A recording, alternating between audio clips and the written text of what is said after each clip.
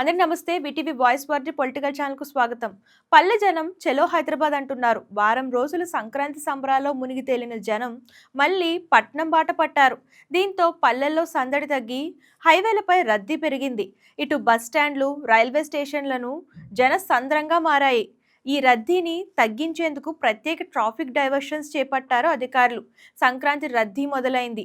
వారం రోజుల సెలవులు ముగియడంతో సొంతూళ్లకు వెళ్లే వారంతా తిరిగి వెళ్లిపోతున్నారు. అలాగే హైదరాబాద్ బయలుదేరే వాళ్ళు కూడా బయలుదేరిపోయారు. ఆంధ్రప్రదేశ్లోని వివిధ ప్రాంతాల నుంచి పెద్ద సంఖ్యలో హైదరాబాద్కు బయలుదేరడంతో ప్రధాన నగరాల బస్ స్టాపుల్లో ప్రయాణికులతో కిటకిటలాడుతున్నాయి. రాష్ట్ర వ్యాప్తంగా ఆర్టీసీ బస్ కాంప్లెక్స్లలో భారీ రద్దీ నెలకొంది. విజయవాడ హైదరాబాద్ జాతీయ రహదారిపై ట్రాఫిక్ ఎక్కువైంది.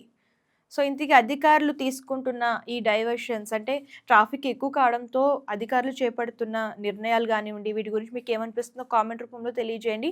ఇలాంటి లేటెస్ట్ న్యూస్ కోసం ఛానల్ ఫాలో అవ్వడం, సబ్స్క్రైబ్ చేయడం మర్చిపోకండి. ఇది ఎంటర్టైన్మెంట్, ఇది పొలిటికల్ ఇచ్చేసే.